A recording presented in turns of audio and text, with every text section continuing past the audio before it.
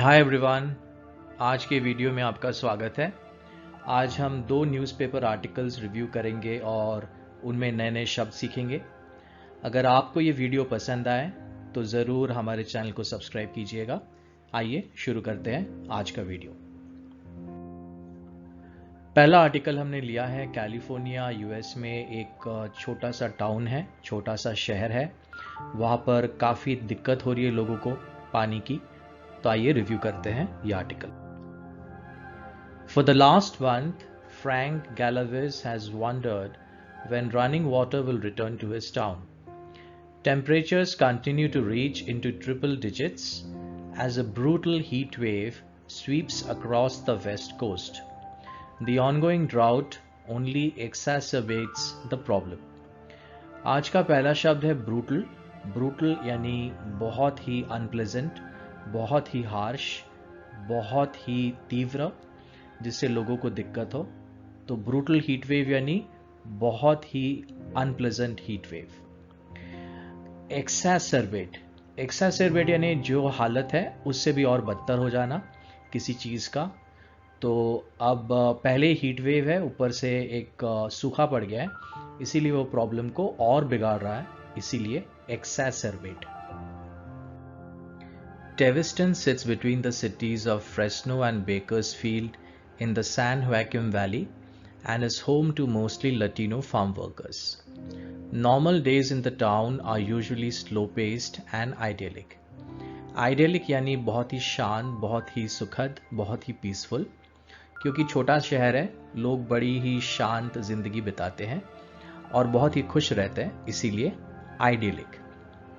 Galavis says, with many residents commuting to the nearby towns and cities on business. Commute करना यानी अपने घर से अपने ऑफिस की तरफ जाना, रेगुलरली जाना, उसे commute कहते हैं। Galavis says, with many residents commuting to the nearby towns and cities on business. So commute is to travel from home to your place of work. This is not the first time Galavis or his neighbors have struggled with a broken well. Struggle करना यानी किसी मुसीबत के against लड़ाई करना, कोशिश करना। तो क्योंकि यहाँ का वेल टूट चुका है, इसीलिए यहाँ के लोग स्ट्रगल कर रहे हैं। He says 2 other wells had broken down in previous years and had not been repaired. Repair करना यानी किसी चीज़ का मरम्मत करना, जो टूट गया है, जो खराब हो गया है, उसको ठीक करना।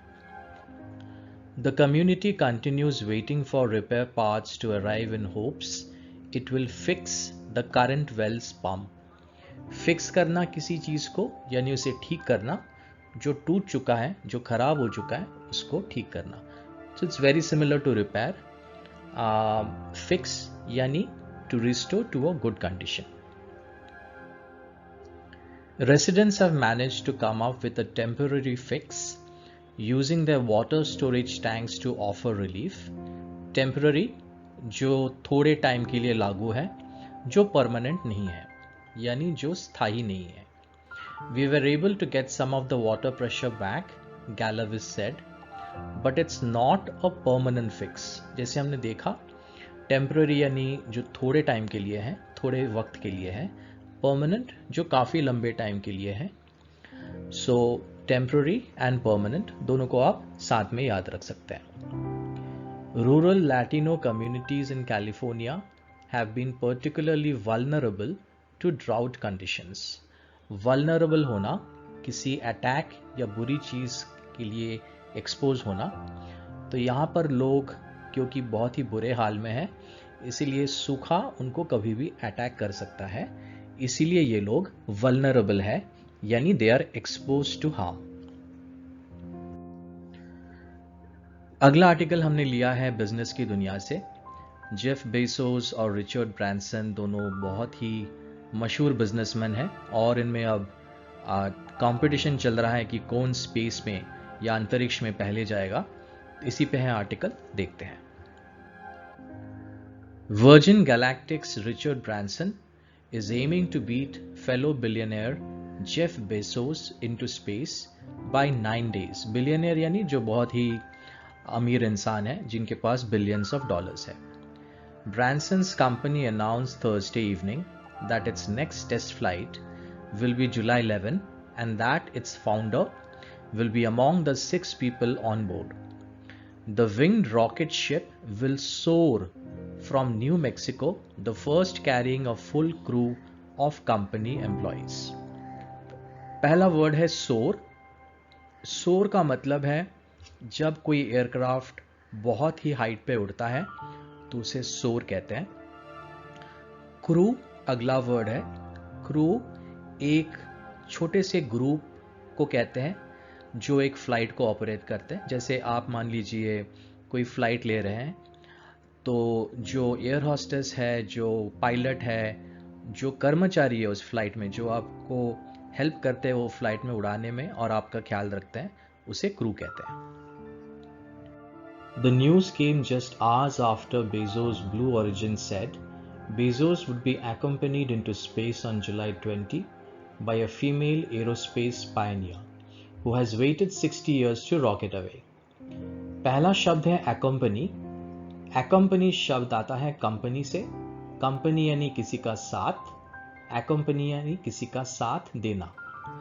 So Bezos would be accompanied into space. उनके साथ कोई स्पेस में जाएंगे. कौन? एक फीमेल एरोस्पेस पायनियर. पायनियर दूसरा शब्द है. पायनियर वो जो किसी जगह को एक्सप्लोर करने में पहले कुछ लोगों में से एक होते हैं. सो accompanied into space by a female aerospace pioneer, he assigned himself to the flight. assign करना यानी किसी काम के लिए खुद को लगाना, खुद को allocate करना. उन्होंने इस काम के लिए खुद को allocate किया, इसीलिए he assigned himself to the flight just a month ago. Blue Origin has yet to announce ticket prices or when the public might strap into the spacious 6-seat capsule. Strap करना खुद को यानी अपने को secure करना एक seat belt के साथ. Virgin Galactic has more than 600 reservations in the pipeline. Pipeline का शब्द आपने पहले भी सुना होगा. गैस का पाइपलाइन होता है, ऑयल का पाइपलाइन होता है, वाटर पाइपलाइन होता है.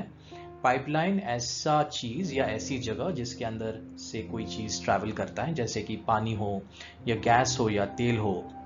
बट बिजनेस की दुनिया में पाइपलाइन यानी किसी चीज़ का कलेक्शन. तो उनके पास काफ़ी सारे रिजर्वेशंस हैं, इसीलिए उसको पाइपलाइन कह रहे हैं.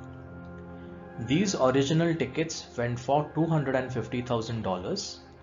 The company will start accepting more following the upcoming flight with Branson. Upcoming का मतलब है जो अभी होने वाला है, क्योंकि ये फ्लाइट अभी होने वाला है इसलिए इसे upcoming flight कहते हैं. दोस्तों आज के लिए बस इतना ही. अगले वीडियो में फिर मिलेंगे कुछ और आर्टिकल्स के साथ, कुछ नए शब्दों के साथ. तब तक अपना ख्याल रखिए, मुझे अनुमति दीजिए. Thanks for watching.